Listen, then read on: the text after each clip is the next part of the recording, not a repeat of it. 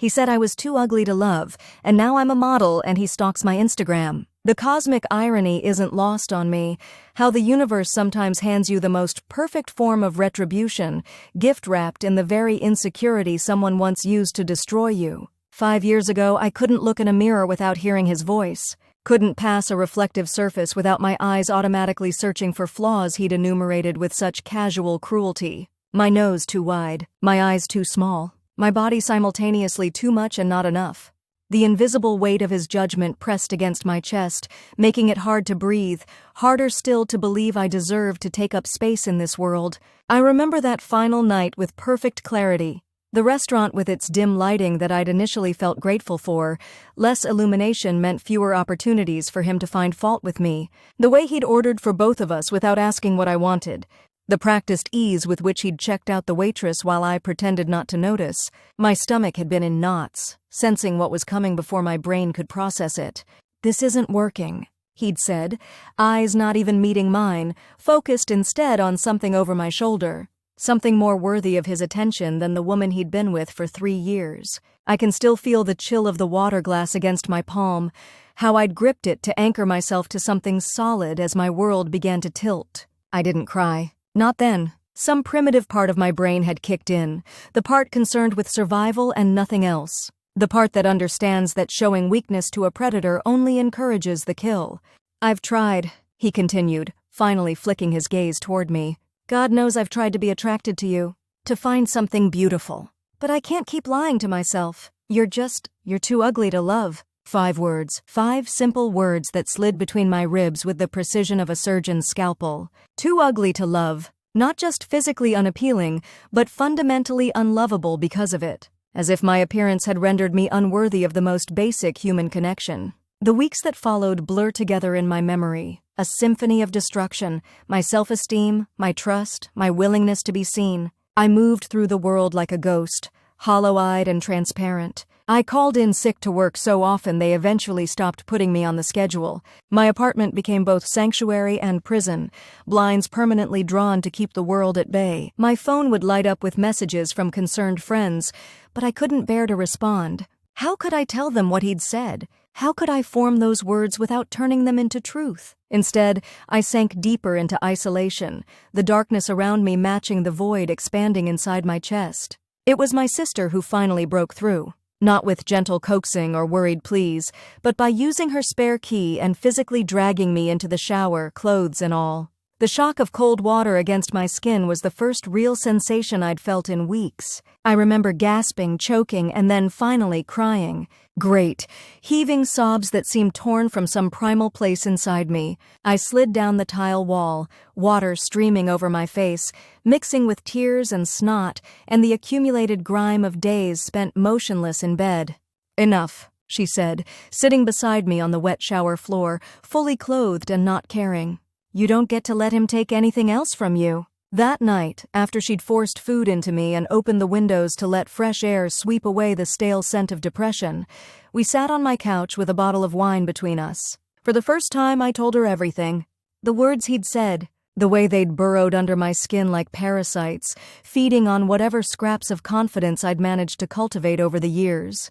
She didn't offer platitudes or empty reassurances about my appearance. Instead, she said something that cut through the fog of self-loathing. "What if you stopped giving a shit whether or not he found you beautiful?" The question hung in the air between us.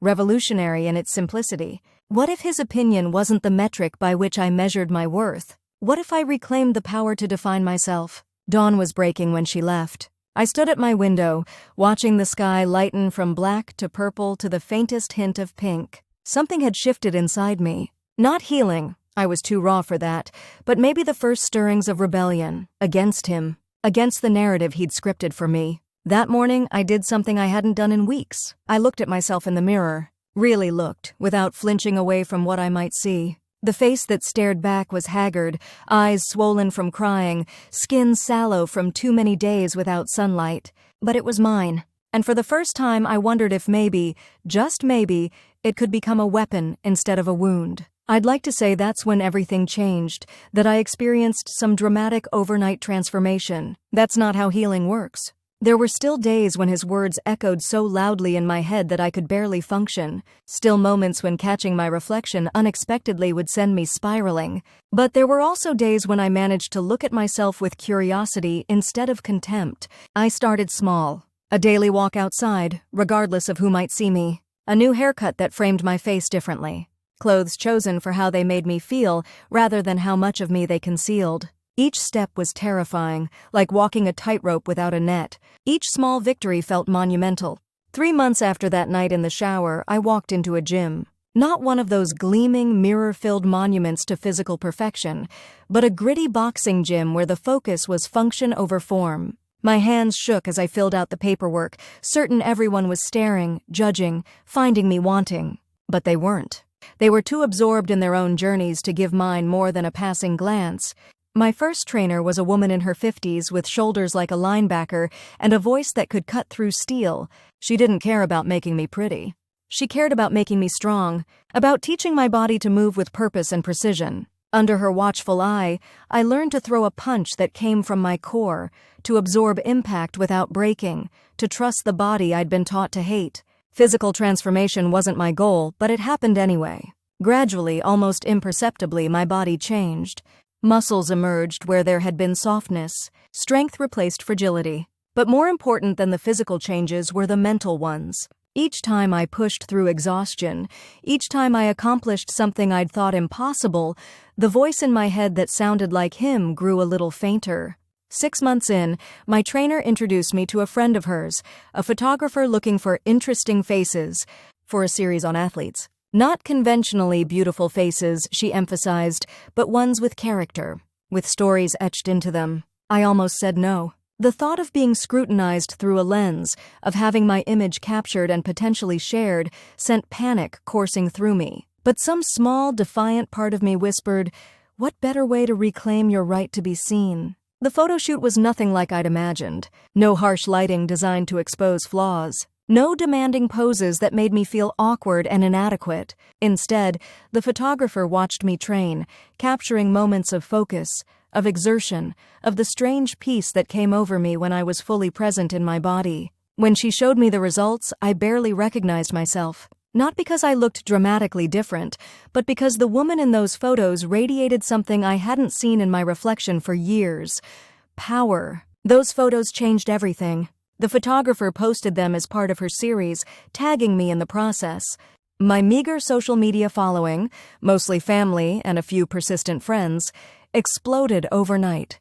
Comments flooded in, not about conventional beauty, but about strength, presence, the intensity of my gaze. A small local athletic wear brand reached out, asking if I'd consider modeling for their new campaign. The first time someone called me a model, I laughed. It seemed absurd, a cosmic joke at my expense. Me, the woman too ugly to love, being paid to be photographed. But the offers kept coming. Small at first, then increasingly substantial.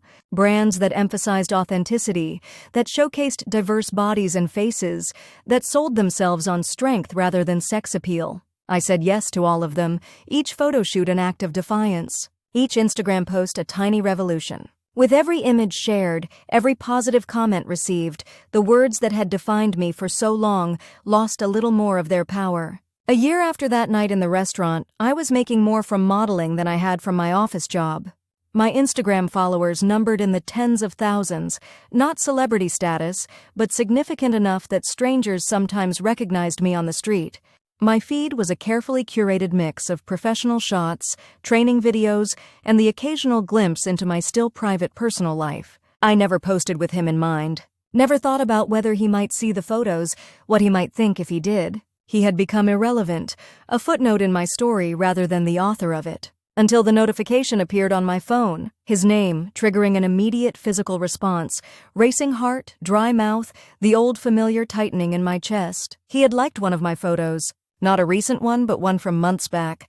He'd been scrolling through my feed, looking at my life, at the woman I'd become in his absence. My first instinct was to block him, to slam the door on any possibility of him re-entering my consciousness. But something stopped me. A small, cold flame of curiosity. What did he see when he looked at these images? Did he recognize the woman he'd once dismissed so cruelly? Did he regret the words he'd spoken? Or did he view my transformation as validation of his criticism, proof that I'd needed to change to be worthy? I didn't block him. Instead, I watched.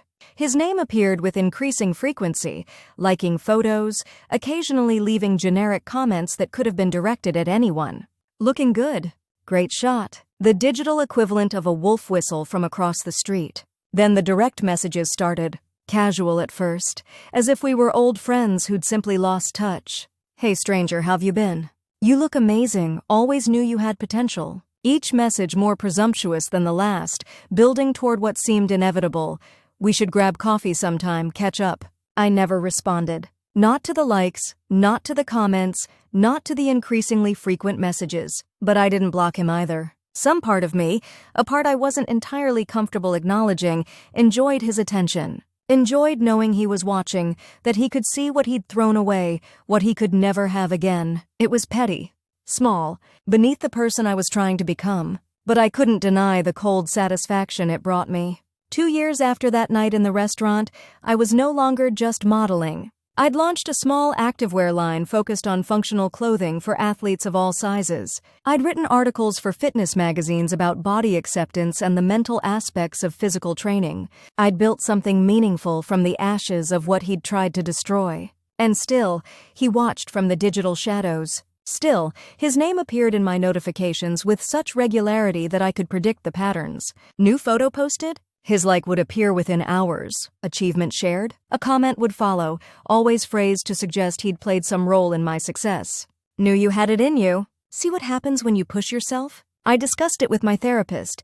Yes, I eventually got one of those too, another step in rebuilding myself. She asked questions that made me uncomfortable. Why was I allowing this continued connection? What was I getting from it? Was it really the empowerment I claimed, or was it something else? Something more complicated? I didn't have good answers. Only the knowledge that something in me wasn't ready to cut this final thread. That some part of me was still measuring my worth through his gaze, even as I pretended otherwise. The invitation came on the 3rd anniversary of our breakup. A fitness expo in our hometown, looking for speakers to discuss body image and athletics. They'd seen my articles, followed my growing platform, wanted me to share my perspective. The timing seemed too perfect to be coincidental, as if the universe was offering me a ceremonial closing of the circle. I said yes without hesitation. Spent weeks preparing my presentation, crafting something honest and vulnerable and ultimately hopeful, something that acknowledged pain without being defined by it. I didn't mention him explicitly in my notes. He didn't deserve to be named, but his shadow lingered between the lines. The catalyst that had set everything in motion. The day of the expo dawned clear and bright. I dressed carefully, not to impress but to armor myself. Sleek black athletic wear from my own line. Hair pulled back in a severe ponytail that emphasized the angles of my face. The same face he'd deemed unworthy. Minimal makeup, just enough to enhance rather than conceal. The convention center buzzed with energy.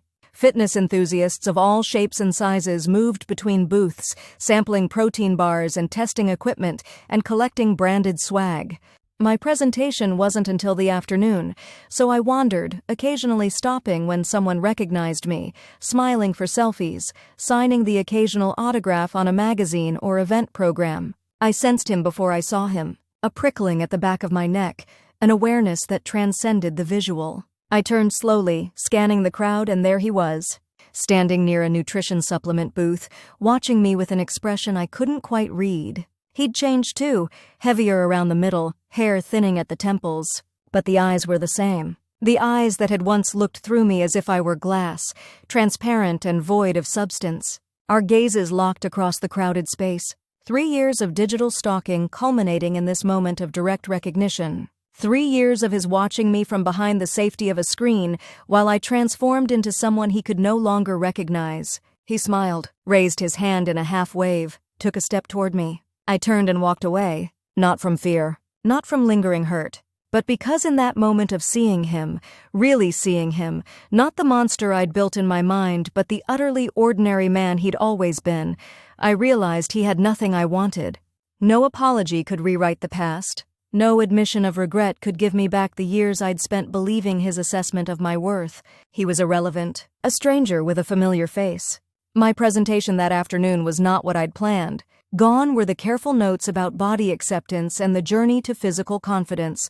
Instead, I spoke directly from the heart about the moment I'd just experienced. About seeing the person who had once crushed me underfoot and feeling nothing. No triumph, no vindication, not even anger. Just the quiet recognition that I had finally, truly moved beyond his reach.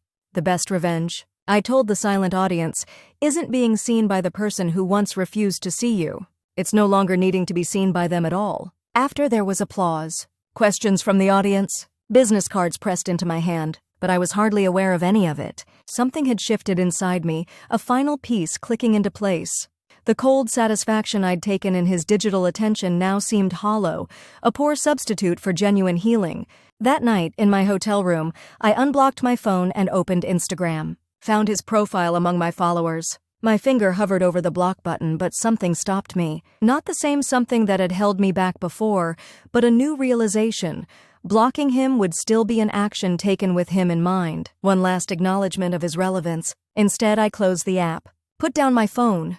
Walked to the hotel window and looked out at the city lights, at all the lives being lived beyond my own small story. Tomorrow I would go home. Continue building the life I'd created for myself. Post photos because I enjoyed sharing them, not because I imagined his reaction to them. Write about my experiences because they might help others, not to prove my value to someone who had never been worthy of determining it. He would still watch, I knew. Still like and comment and message as if entitled to my attention, but his actions would no longer reach me. Not because I'd built stronger walls, but because I'd finally, truly stepped beyond the boundaries of the narrative he'd tried to write for me. He said I was too ugly to love, and now I'm a model and he stalks my Instagram. But that's not my story anymore. It's just a line from a chapter I've finished reading, in a book I'm no longer afraid to put down.